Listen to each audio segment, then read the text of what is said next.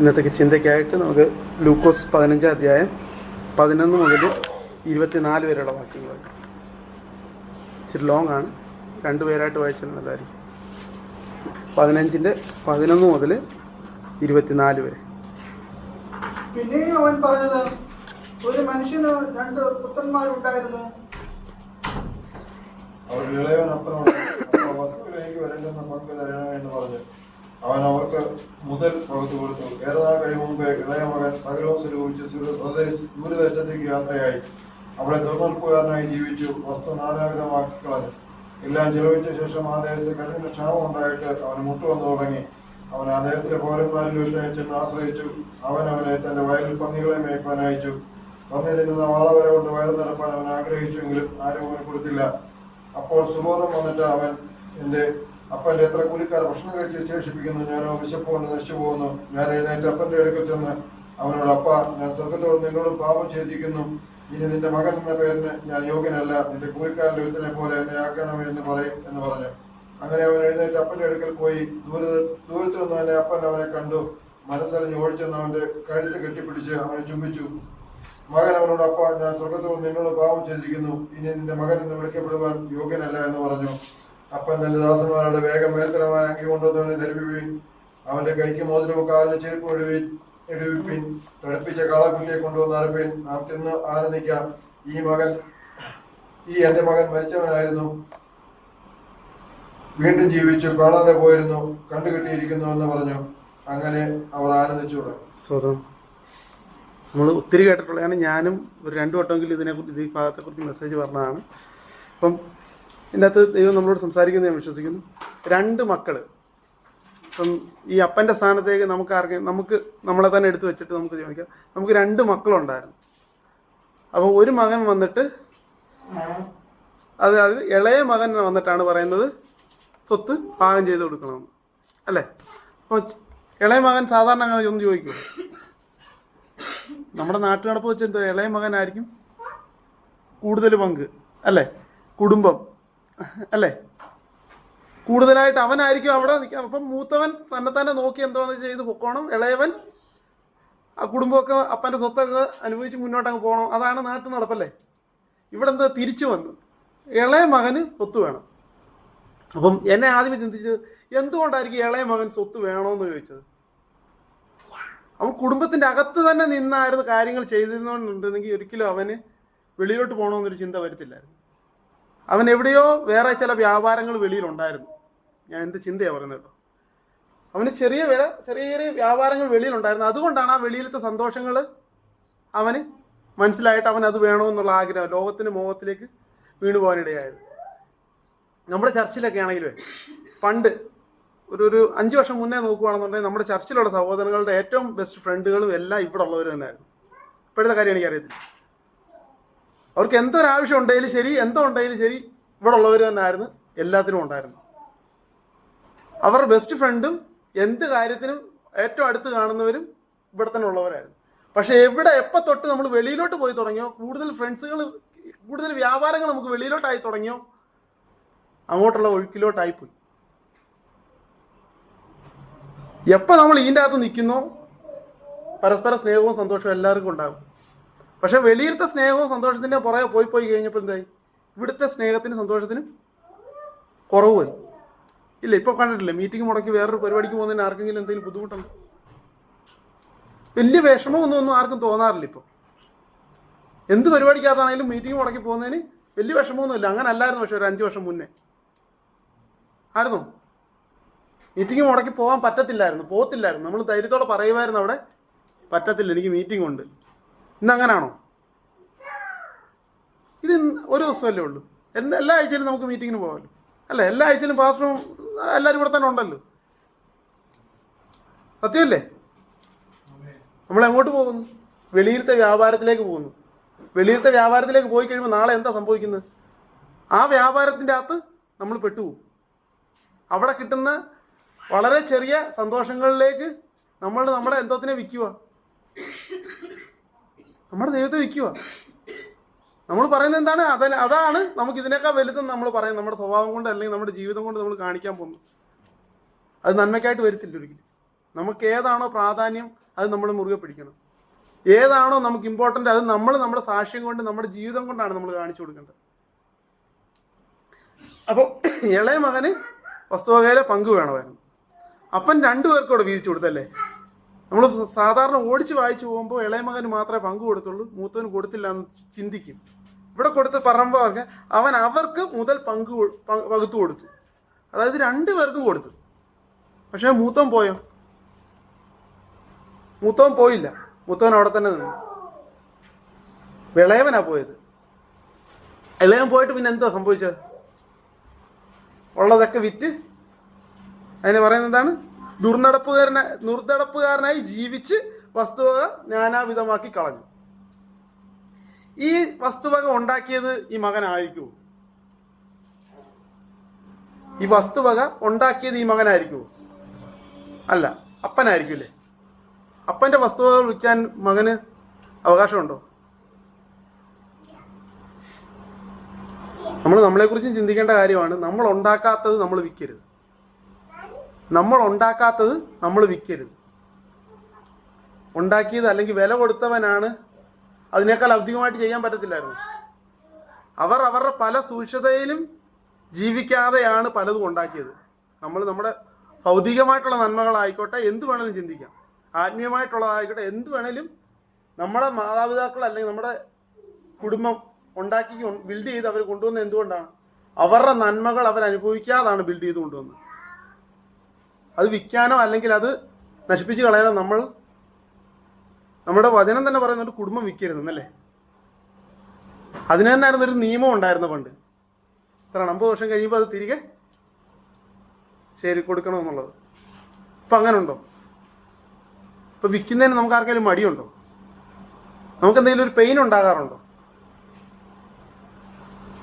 നമ്മൾ ഉണ്ടാക്കാത്തത് നമ്മൾ വിൽക്കരുത്. നമ്മൾ അധ്വാനിച്ചുണ്ടാക്കിയതാണെങ്കിൽ മാത്രമേ നമ്മൾ വിൽക്കാനിടയാവുള്ളൂ. വിൽക്കുമ്പോൾ നമ്മൾ ഓർത്തോണം, നമ്മുടെ തലമുറയ്ക്ക് നമ്മൾ വെക്കാൻ പോകുന്ന നന്മയാണ് നശിപ്പിച്ച് കളയുന്നത്. ഇത് ഏത് തരത്തിലൊക്കെ ചിന്തിക്കണം അറിയോ? ഭൗതികമായിട്ടുള്ള സ്വത്തിൻ്റെ കാര്യം ചിന്തിച്ച് കഴിഞ്ഞാൽ പെട്ടെന്ന് മനസ്സിലാവും. ഇത് ആത്മീയമായിട്ടൊന്ന് ചിന്തിക്കണം. നമ്മുടെ അപ്പനും അമ്മയും നമുക്ക് ചില അനുഗ്രഹങ്ങൾ ഉണ്ടാക്കി വെച്ച് തന്നിട്ടുണ്ട്. ഇത് നമ്മൾ വേറൊരു വഴി പോയി കഴിയുമ്പോഴത്തേക്ക് നശിപ്പിച്ച് കളയും. എന്നിട്ട് നമ്മൾ നമ്മുടെ മക്കൾക്ക് ഒഴിച്ചു കൊടുക്കാൻ പോകുന്നത് എന്തുവാണ്? നന്മയാണോ ശാപമാണോ? ശാപം ഉണ്ടാക്കി വെക്കുന്നത്. നമ്മൾ നേരായ വഴി ജീവിക്കാതെ നമ്മൾ വളഞ്ഞ വഴിയെ ജീവിക്കുമ്പോൾ അത് നിമിത്തം നമ്മുടെ തലമുറകൾക്ക് ശാപം ഉണ്ടാക്കി വെക്കുന്നത്.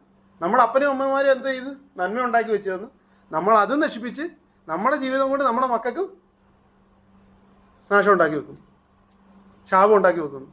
അതാണോ ദൈവം നമ്മളെക്കുറിച്ച് ആഗ്രഹിക്കുന്നത്? നമ്മൾ നന്മ അനുഭവിക്കാൻ വേണ്ടി വിളിച്ചവരല്ലേ. അപ്പം നമ്മുടെ ജീവിതം കൊണ്ട് നമ്മൾ നന്മ ഉണ്ടാക്കുന്നവരായിരിക്കണം. അല്ലെങ്കിൽ നമ്മുടെ തലമുറകൾക്കെങ്കിലും നമ്മൾ അനുഗ്രഹമായി തീരണം. നമ്മുടെ ജീവിതം കൊണ്ട് സാധിക്കുന്നത്. ഇവിടെ 2 മക്കളിൽ ഒരു മകൻ പോയി നശിപ്പിച്ചു. അവൻ പിന്നെ പോയി കഴിഞ്ഞപ്പോഴാണ് എല്ലാം വിറ്റ് എല്ലാം നശിച്ച് അവൻ്റെ സുഖമെന്ന് വിചാരിച്ചിരുന്ന ദുർനടപ്പെല്ലാം ചെയ്തു കഴിഞ്ഞപ്പോഴാണ് അവന് മനസ്സിലാവുന്നത് എല്ലാം നശിച്ചു എന്ന്. എല്ലാം നശിച്ചു കഴിഞ്ഞപ്പം എന്താണ് അടുത്തത്? ഭക്ഷണത്തിന് പോലും വഴിയില്ലാത്ത അവസ്ഥയായി. ആഹാരം കഴിക്കാൻ പോലും ഇല്ലാത്ത അവസ്ഥയായി. അവൻ എന്തുകൊണ്ട് പിന്നെ ആഗ്രഹിക്കുന്നതെന്നറിയോ? പന്നി തിന്നുന്ന വാളവര കൊണ്ടെങ്കിലും വയറ് നിറയ്ക്കാൻ അവൻ ആഗ്രഹിച്ചേ ഉള്ളൂ. അവൻ കഴിച്ചില്ല കേട്ടോ, അതുപോലും ലഭിച്ചില്ല അവന്. പന്നികൾ കഴിക്കുന്ന ഫുഡെങ്കിലും കഴിക്കണമെന്ന് അവൻ ആഗ്രഹിച്ചു, പക്ഷെ അതുപോലും അവന് ലഭിച്ചില്ല. എവിടോട്ട് പോയത്? അവൻ്റെ അപ്പൻ്റെ എല്ലാവിധ സ്വത്തും സൗകര്യങ്ങളും അനുഭവിച്ചുകൊണ്ടിരുന്നവൻ എങ്ങോട്ട് പോയി? പന്നിയുടെ സ്ഥാനത്തേക്ക് പോയി. അപ്പം അതുപോലും കഴിക്കാൻ കിട്ടുന്നില്ല. ഒന്ന് ഓർത്ത് നോക്കിയേ. സുഖമായിട്ട് കൊട്ടാരത്തിൽ കഴിയുന്ന പോലെ കഴിച്ചുകൊണ്ടിരുന്നവന് ഇപ്പം വയറ് നിറയ്ക്കാൻ ഒന്നുമില്ല. നമ്മളും ആ അവസ്ഥ വരാറുണ്ടോ? നമ്മൾ പറഞ്ഞ വചനമാണ് നമ്മുടെ ആഹാരം. ഇത് ലഭിക്കാതായ എന്ത് സംഭവിക്കും? ഈ വചനം നമ്മൾ തന്നെ കഴിക്കാതെ അല്ലെങ്കിൽ നമ്മൾ വായിക്കാതെ നമ്മൾ ദൈവവചനം മനസ്സിലാക്കാതെയും നമ്മളെ തന്നെ നമ്മൾ പോഷിപ്പിക്കാതിരുന്നു കഴിഞ്ഞാൽ എന്ത് സംഭവിക്കും? ഇതേപോലെ മറ്റുള്ള ദുരുപദേശത്തിൻ്റെ അകത്ത് പോയി നമ്മൾ പെടും. ദുരിതശത്തിൻ്റെ പോയി പെട്ട് കഴിയുമ്പോൾ എന്ത് സംഭവിക്കുന്നത്? അനുഗ്രഹമായിരിക്കും പിന്നെ അത്. ദൈവജനത്തിന് വിപരീതമായിട്ടുള്ള വഴിയായിരിക്കും നമ്മൾ പിന്നെ പോകുന്നത്. എല്ലാ സുഖത്തിൻ്റെ പുറകെയായിരിക്കും നമ്മൾ പോകുന്നത്. എല്ലാം നന്മ നന്മ നന്മ എന്ന് പറഞ്ഞായിരിക്കും നമ്മൾ ഓടുന്നത്. വചനം അതല്ല. നമ്മളെ എന്തോ അനുഭവിക്കാനാണ് വിളിച്ചിരിക്കുന്നത്? അനുഗ്രഹം അനുഭവിക്കാൻ വേണ്ടി. അതിൻ്റെ കൂടെ നമുക്ക് എന്തോ ഉണ്ട്? കഷ്ടത നമ്മുടെ കൂടെ ഉണ്ട്. കഷ്ടതയില്ലാതെ ക്രിസ്ത്യ ജീവിതം ചെയ്യാൻ പറ്റുമോ? അല്ലെങ്കിൽ ഈ വചനത്തിലുള്ള ഏതെങ്കിലും ഒരു വ്യക്തി കഷ്ടത അനുഭവിക്കാതെ മുന്നോട്ട് പോയിട്ടുണ്ടോ? ദൈവത്തിനോട് എടുത്തിട്ടുണ്ടോ? നമ്മൾ ഏറ്റവും കൂടുതൽ നമുക്ക് ലേഖനങ്ങൾ എഴുതിയത് പൗലോസാണല്ലേ. പൗലോസ് അനുഭവിച്ച പോലെ കഷ്ടത ആരെങ്കിലും അനുഭവിച്ചിട്ടുണ്ടോ? കഷ്ടതയിലായിരുന്നപ്പോഴും അത് സന്തോഷത്തോടെ, അത് സന്തോഷമായി താൻ മനസ്സിലാക്കി. നമ്മൾ ചിലപ്പോൾ അതിനെ വേവലാതി പോലെ പറഞ്ഞുകൊണ്ടിരിക്കുമായിരിക്കും. എന്താണ് പ്രശ്നമാണ്, പ്രശ്നമാണ്, എന്താണ് കാരാഗ്രഹത്തിലാണെന്ന്. അവിടെ ആയിരുന്നപ്പോൾ അവിടെ അനുഗ്രഹത്തിൻ്റെ വചനങ്ങൾ എഴുതാനാണ് പൗലോസിന് സാധിച്ചത്. അപ്പം പൗലോസിൻ്റെ ചിന്തയിലായിരുന്നു എവിടാണ് പൗലോസിൻ്റെ സന്തോഷം എന്നുള്ളത്, അല്ലെങ്കിൽ അനുഗ്രഹം എന്നുള്ളത്. നമ്മൾ പലപ്പോഴും ചിന്തിക്കുന്ന എന്താണ്? നമുക്ക് ഇന്നതൊക്കെ ഉണ്ടെങ്കിൽ മാത്രമേ നമുക്ക് അനുഗ്രഹമുള്ളൂ, അല്ലെങ്കിൽ സന്തോഷമുള്ളൂ. അങ്ങനെയാണോ? നമ്മളുടെ ചിന്തയാണ് നമ്മളെ നേരെയാക്കേണ്ടത്. അനുഗ്രഹം എന്താണെന്നുള്ളത് നമ്മൾ മനസ്സിലാക്കേണ്ടത് എവിടാണ്? നമ്മൾ ദൈവവചനമായിട്ട് ചിന്തിക്കണം. ദൈവമേ, ഇതാണോ എന്ന് എനിക്കുള്ള അനുഗ്രഹം? ഇപ്പം കുടുംബമായിട്ട് ജീവിക്കുന്നവരാണ് കൂടുതൽ ആൾക്കാരും അല്ലേ. അതൊരു അനുഗ്രഹമായിട്ട് നമ്മൾ കരുതാറുണ്ടോ? അതോ 10 വർഷത്തിൽ 5 മാസം അല്ല 6 മാസം കുടുംബത്തോടൊക്കെ നിൽക്കുന്നതാണോ അനുഗ്രഹം? നമ്മൾ പ്രവാസിയെക്കുറിച്ച് ഒന്ന് ചിന്തിച്ചു നോക്കിയേ. അവർ 20 വർഷമൊക്കെ ഇവിടെ നിന്നിട്ട് 2 വർഷമാണ് അവരുടെ ഫാമിലിയുടെ കൂടെ അവിടെ നിൽക്കാൻ വേണ്ടി തിരഞ്ഞെടുക്കുന്നത്. എന്തിനു വേണ്ടിയാ? സമ്പത്തിന് വേണ്ടി അല്ലേ? വേറെന്തിനാന്ന് പറയാൻ പറ്റുമോ? 120 ദിനാറുള്ള ഒരു സഹോദരനും ഇവിടെ കുടുംബമായിട്ട് നിന്നത് എനിക്കറിയാം. നമ്മുടെ ചർച്ചയിൽ വന്നിട്ടുണ്ട് ആ സഹോദരൻ. 120 ദിനാർ ശമ്പളത്തിൽ കുടുംബമായിട്ട് നിന്ന സഹോദരങ്ങൾ ഉണ്ടായിരുന്നു. ഇപ്പം 200 ദിനാർ ശമ്പളം ഉണ്ടെങ്കിൽ കുടുംബമായിട്ട് നിൽക്കാൻ പറഞ്ഞു കഴിഞ്ഞാൽ എന്താണ്? പറ്റത്തില്ല. ചെലവാ. നമ്മുടെ തെരഞ്ഞെടുപ്പാണ്. നമുക്ക് 200 കിട്ടുമ്പോൾ നമ്മൾ 200 അനുഭവിച്ച് ജീവിക്കും. 500 കിട്ടുമ്പോൾ 500 അനുഭവിച്ച് ജീവിക്കും. 1000 കിട്ടുമ്പോൾ 1000 അനുഭവിച്ച് ജീവിക്കും. 200 ഉള്ളപ്പോഴും ജീവിച്ചവരാണ് നമ്മൾ. 500 ഉള്ളപ്പോഴും ജീവിച്ചവരാ. ഇപ്പം 1000 തികയത്തില്ലല്ലേ? ആരുടെ കുഴപ്പം? നമ്മുടെ കുഴപ്പമല്ലേ? ഇവന് എവിടായിരുന്നു? സ്വന്തം വീട്ടിൽ എല്ലാം ഉണ്ടായിരുന്നു. എല്ലാത്തിൻ്റെ അനുഭവങ്ങളും അനുഭവിച്ച് ജീവിച്ചോണ്ടിരുന്നവൻ. അപ്പം എന്താണ്? ഇതല്ലായിരുന്നു സന്തോഷം, അവന് വെളിയിലത്തതായിരുന്നു സന്തോഷം അല്ലേ? കുടുംബത്തിൽ അനുഭവിച്ചുകൊണ്ടിരുന്നതല്ലായിരുന്നു അവന് സന്തോഷം, അവന് വെളിയിലത്തായിരുന്നു സന്തോഷം. വെളിയിൽ പോയി കുറച്ച് വർഷം ജീവിച്ചു കഴിഞ്ഞപ്പോൾ അവന് മനസ്സിലായി, അവന് സുബോധം വന്നു. എന്താണ്?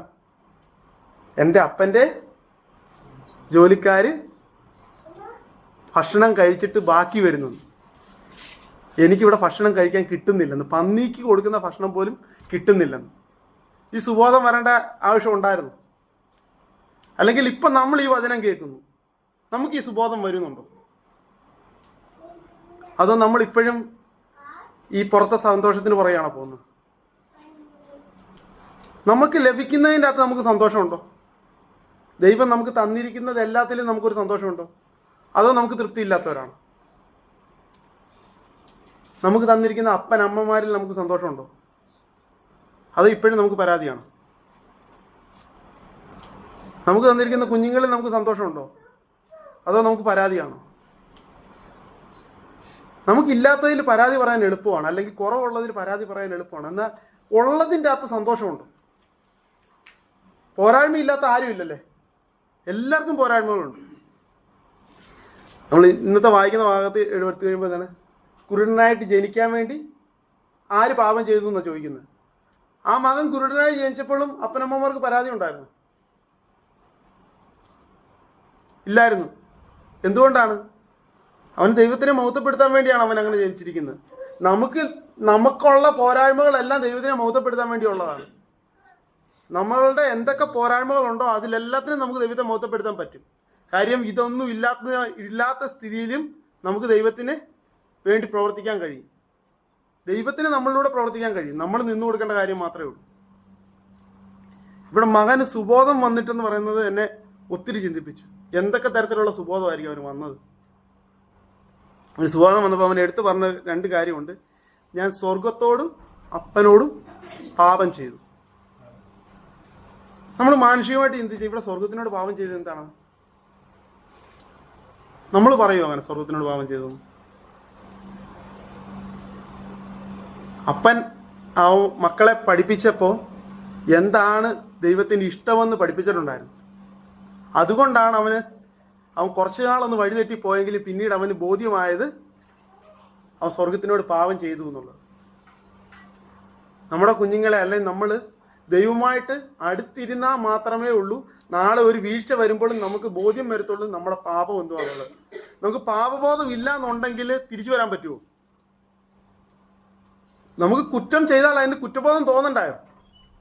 അതിന് നയിക്കുന്ന ആരാണ്? പരിശുദ്ധാത്മാവ് അല്ലേ? ഈ പരിശുദ്ധാത്മാവാണ് നമ്മൾ ചെയ്യുന്ന തെറ്റാണെന്ന് നമ്മളെ മനസ്സിലാക്കി തരുന്നത്. അപ്പം എപ്പോഴും പരിശുദ്ധാത്മാവ് പ്രതിപാദിച്ചുകൊണ്ടിരിക്കത്തില്ലെന്നാണ് വാചകം പറയുന്നത്. അതായത് കുറച്ച് നാൾ പറയും, വീണ്ടും നമ്മൾ ഇഷ്ടം പോലാണ് ജീവിച്ചുകൊണ്ടിരിക്കുന്നതെന്നുണ്ടെങ്കിൽ പരിശുദ്ധാത്മാവ് പിന്നെ നമ്മളോട് സംസാരിക്കത്തില്ല അല്ലേ? അപ്പം പരിശുദ്ധാത്മാവ് നമ്മളോട് പറയുമ്പോൾ നമ്മളത് കേൾക്കാൻ തയ്യാറാവണം. ഇവിടെ കുറച്ച് നാൾ പറഞ്ഞിട്ട് കേട്ടില്ല, മനസ്സിലായില്ല. പിന്നെ അവൻ എന്തിൻ്റെ ആവശ്യം വന്നു? പട്ടിണിയും വിശപ്പും ഒക്കെ വന്നു കഴിഞ്ഞപ്പോഴാണ് ചിന്തിക്കുന്നത് അപ്പനെക്കുറിച്ച് ചിന്തിച്ചപ്പോഴാണ് അവന് മനസ്സിലായത് ഞാൻ സ്വർഗത്തിനോട് പാപം ചെയ്തു, അപ്പനോട് പാപം ചെയ്തു. നമ്മുടെ കുഞ്ഞുങ്ങൾ നമ്മളെക്കുറിച്ച് ചിന്തിക്കുമോ? അവർ തെറ്റ് ചെയ്യുമ്പോൾ നമ്മളെക്കുറിച്ച് ചിന്തിക്കുമോ? അല്ലെങ്കിൽ അവരോട് നമ്മൾ പറഞ്ഞു കൊടുക്കാറുണ്ടോ, മോനെ ഇതാണ് തെറ്റ്, ഇതാണ് ശരിയെന്ന്?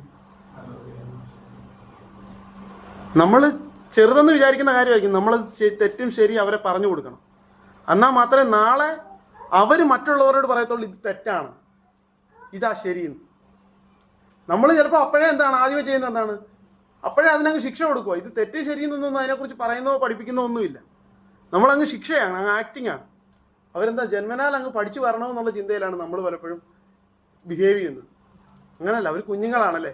അപ്പം അവർക്ക് തെറ്റും ശരിയും നമ്മൾ പറഞ്ഞു കൊടുത്താൽ മാത്രമേ അവർക്കത് ഏതാണ് ശരി ഏതാണ് തെറ്റെന്ന് മനസ്സിലാവത്തുള്ളൂ.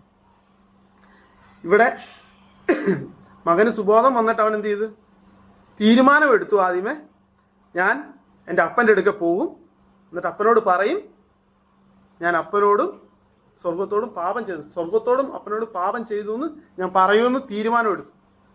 തീരുമാനം എടുത്തപ്പോൾ തൊട്ട് എന്താണ് സംഭവിക്കുന്നത്? പിന്നെ പോസിറ്റീവായിട്ടുള്ള കാര്യങ്ങളല്ല നടക്കുന്നത്. അവൻ നടന്നു വരുക, അപ്പം ദൂരത്തു നിന്ന് കണ്ടിട്ട് അപ്പൻ എന്ത് ചെയ്ത അവൻ്റെ അടുക്കലോട്ട് ഓടിച്ചെല്ലുക. ഓർത്ത് നോക്കി അപ്പൻ്റെ സ്നേഹം എത്ര വലുതായിരുന്നത്. അവൻ ദുർനടപ്പുകാരോടായിരുന്നപ്പോൾ അപ്പൻ അവിടെ ചെന്നില്ല. അവൻ അവിടെ പന്നിക്ക് കഴിക്കേണ്ട ഫുഡ് കഴിക്കാതെ അവിടെ ഇരുന്നപ്പോഴും അപ്പൻ അവിടെ ചെന്നില്ല. അവൻ എപ്പോൾ തീരുമാനം എടുത്ത് മടങ്ങി വന്നോ അപ്പോഴാണ് അപ്പൻ അവൻ്റെ അടുക്കലോട്ട് ഓടിച്ചെല്ലുന്നത്. നമ്മൾ ഓർത്തോണം, നമ്മൾ പല വ്യാപാരത്തിൽ വെളിയിൽ കിടക്കുമ്പോൾ അവിടെ ദൈവം വന്നിട്ട് നമ്മുടെ അടുക്കെ പ്രവർത്തിക്കത്തില്ല. എപ്പോൾ തീരുമാനം എടുത്ത് നമ്മൾ മടങ്ങി വരുന്നോ അപ്പോഴേ ദൈവം നമുക്ക് വേണ്ടി പ്രവർത്തിക്കത്തുള്ളൂ. നമ്മൾ പോയി കിടക്കുന്ന എല്ലാ ഊരാക്കുടുക്കിൽ നിന്നും എല്ലാ പാപത്തിൻ്റെ അവസ്ഥയിൽ നിന്നും അവിടെ വന്നിട്ട് ദൈവം പ്രവർത്തിക്കണമെന്ന് നമ്മൾ പറയരുത്. നമ്മൾ തീരുമാനം എടുക്കണം. നമ്മുടെ തീരുമാനത്തിൻ്റെ പുറത്താണ് ദൈവം പ്രവർത്തിക്കുന്നത്. എവിടാണോ നമ്മൾ ഇത് തെറ്റായിരുന്നു ദൈവമേ എന്നോട് ക്ഷമിക്കണേന്ന് പറഞ്ഞ് മടങ്ങി വരാൻ നമ്മൾ മനസ്സ് കാണിക്കുന്നത്, നമ്മൾ ഒരു സ്റ്റെപ്പ് വെക്കുമ്പോൾ 100 സ്റ്റെപ്പ് വെക്കാൻ വേണ്ടി ദൈവം അവിടെ നോക്കിക്കും. നമ്മളെ തന്നെ നോക്കിക്കോ. ഈ അപ്പൻ എന്താണ്? അപ്പന് പല വ്യാപാരമില്ലേ, പല അവിടുത്തെ കാര്യങ്ങൾ ചെയ്യാനില്ലേ? ഈ മകൻ വരുന്നത് കാണണമെന്ന് നിർബന്ധം ഉണ്ടായിരുന്നു. ഒന്ന് ചിന്തിച്ച് നോക്കി, ഒരു വീട്ടിൽ ഒത്തിരി തൊഴിലാളികളും ഒത്തിരി വേലക്കാരും ഒക്കെ ആയിട്ട് നിൽക്കുന്ന ഒരു അപ്പൻ മകനെ നോക്കി നിൽക്കുന്നതായിരിക്കും അപ്പൻ്റെ പണി. പക്ഷെ ഈ അപ്പൻ എന്ത് വരുന്നു? അവൻ മടങ്ങി വരുന്നത് കാണാൻ വേണ്ടി നോക്കി നിൽക്കുമായിരുന്നു. അവൻ വരുന്ന കാണുമ്പോഴേ അവൻ്റെ അടുക്കലേക്ക് ഓടിച്ചില്ല. ഒന്ന് ഓർത്ത് നോക്കി, ഈ അപ്പൻ ആരാണ്? നമ്മുടെ ദൈവമാണ്.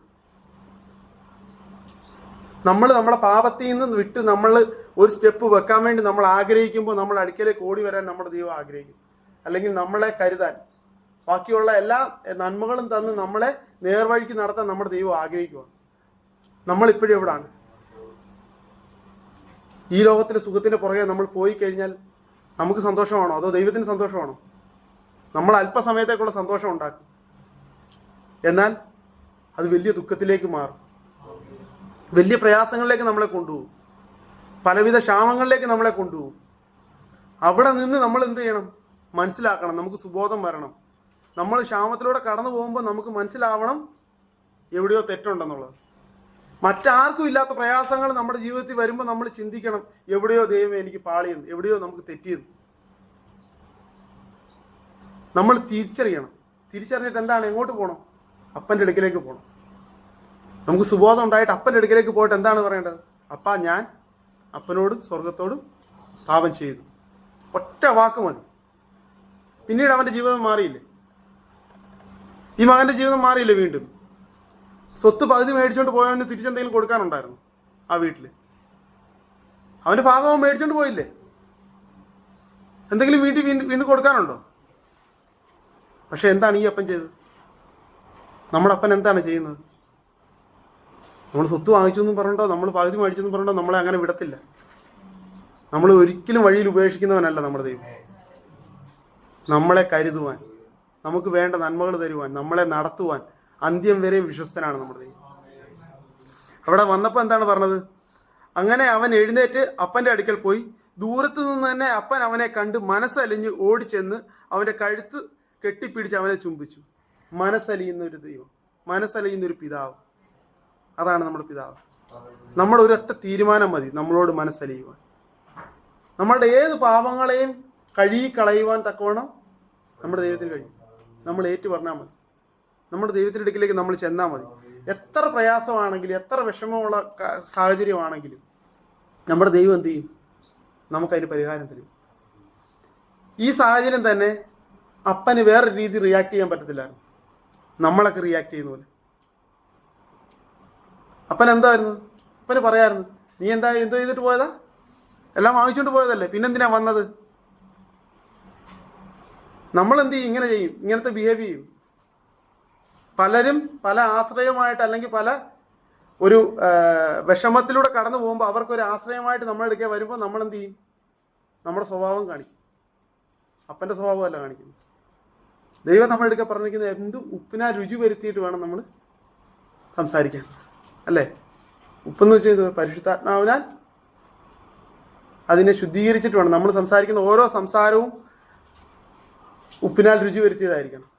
ഇത് ഉപ്പ് കൂടുതലായി പോയാൽ എന്ത് പ്രശ്നമുണ്ട്, അല്ലേ? കഴിക്കാൻ പറ്റുമോ? പിന്നെ ഒരളവുണ്ടല്ലേ? അത് ആരാ തീരുമാനിക്കുന്നത്? പരിശുദ്ധാത്മാവ് നമ്മുടെ നാവിലൂടെ സംസാരിക്കുകയാണെന്നുണ്ടെങ്കിൽ അതിന് ആ അളവ് മെയിൻറ്റെയിൻ ചെയ്യാൻ സാധിക്കും. മാനുഷികമായിട്ട് നമ്മൾ സംസാരിക്കുകയാണെന്നുണ്ടെങ്കിൽ അതിന് ഈ അളവ് മെയിൻറ്റെയിൻ ചെയ്യാൻ പറ്റത്തില്ല. നമ്മൾ മാനുഷിക ബുദ്ധി വെച്ചിട്ടാണ് പല കാര്യങ്ങളിലും നമ്മൾ ഇടപെടാൻ പോകുന്നതെന്നുണ്ടെങ്കിൽ ആ സാഹചര്യത്തിൽ നമുക്ക് ഒരിക്കലും ഗുണമായിട്ട് വരത്തില്ല. ദൈവത്തിൻ്റെ ആത്മാവിൻ്റെ ബലത്തിലാണ് നമ്മൾ പോകുന്നതെങ്കിൽ എന്താണ് സംസാരിക്കേണ്ടത് നമുക്കറിയത്തില്ല. പൊക്കൂ, പരിശുദ്ധാത്മാവ് നമ്മുടെ കൂടെ സംസാരിക്കും. നമുക്കവിടെ ആശ്വാസം കൊടുക്കാൻ വേണ്ടി നമുക്ക് സാധിക്കും. പരിശുദ്ധാത്മാവ് പക്ഷേ നമ്മുടെ കൂടെ വേണം. നമ്മുടെ സംസാരങ്ങൾ ആണ് പലപ്പോഴും പല പ്രയാസങ്ങളും ഉണ്ടാക്കുന്നത്. ഇവിടെ ഈ മകൻ കടന്നു വന്നപ്പം അപ്പൻ ശകാരിച്ച് സംസാരിച്ചിരുന്നുണ്ടെങ്കിൽ ഈ മകൻ നിൽക്കുമോ? അവിടെ മകൻ നിൽക്കുമോ? ഒരിക്കലും അവിടെ നിൽക്കത്തില്ല. വീണ്ടും അവൻ നാശത്തിലേക്ക് പോകും. പക്ഷെ അപ്പൻ അങ്ങനെ സംസാരിക്കത്തില്ലെന്ന് അവന് ബോധ്യം ഉണ്ടായിരുന്നു.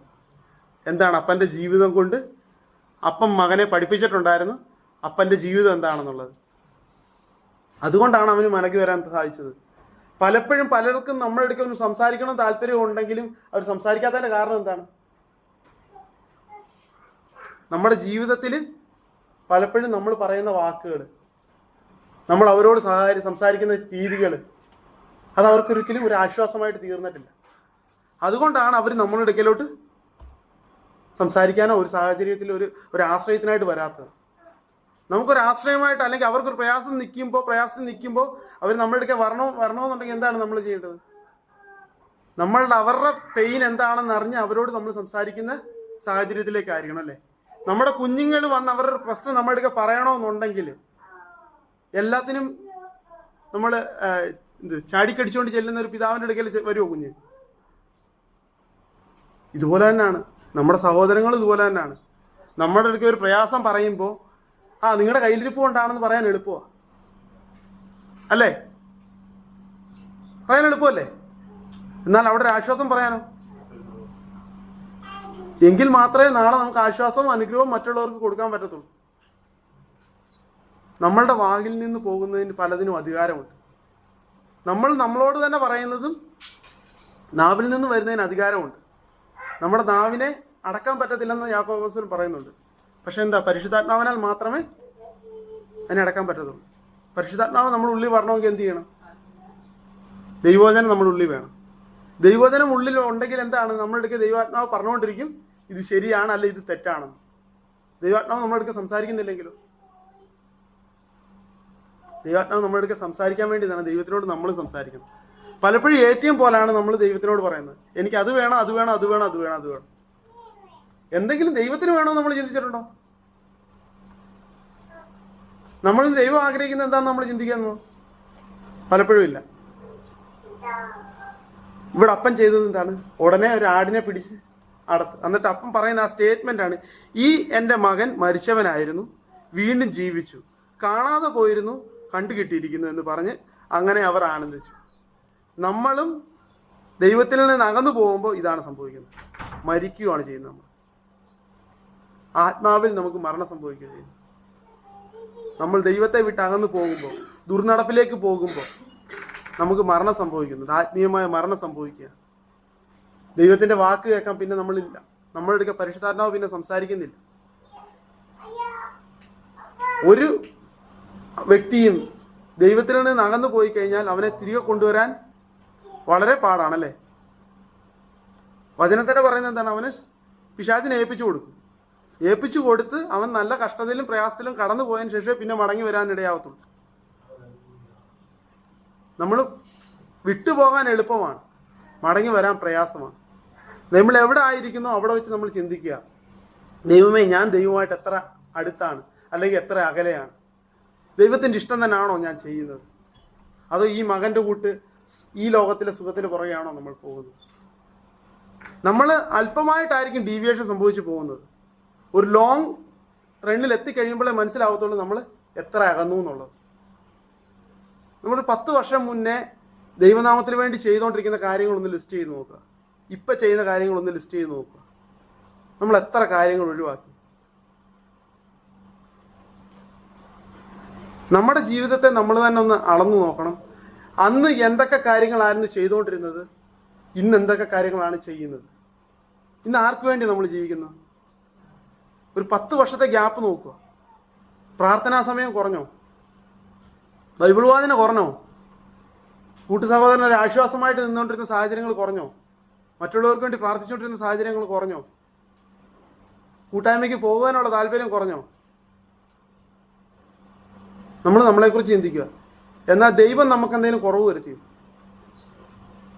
ദൈവം നമുക്ക് ഓരോ ദിവസവും നമുക്ക് നന്മകളല്ലേ തന്നിരുന്നത്. ഈ ലോകത്തിലെ ഭൗതിക നന്മകളാ ദൈവം നമ്മളെ അനുഗ്രഹിച്ചില്ലേ പലതിലും. നമ്മൾ നിന്ന വിശ്വസ്തയോടാണോ ദൈവം നമ്മളെ അടുക്കി നിന്നത്? നമ്മൾ നിൽക്കുന്ന വിശ്വസ്തയോടാണെങ്കിൽ നമ്മളെ എന്താ പുറകിലോട്ടാണ് വിടേണ്ടത് അല്ലേ? ഓരോ ദിവസവും നമ്മൾ ദൈവത്തിനോട് ചെയ്യുന്ന പ്രവൃത്തി വെച്ച് നമ്മൾ നോക്കുമ്പോൾ നമ്മൾ എങ്ങോട്ടാണ് പോകേണ്ടത്?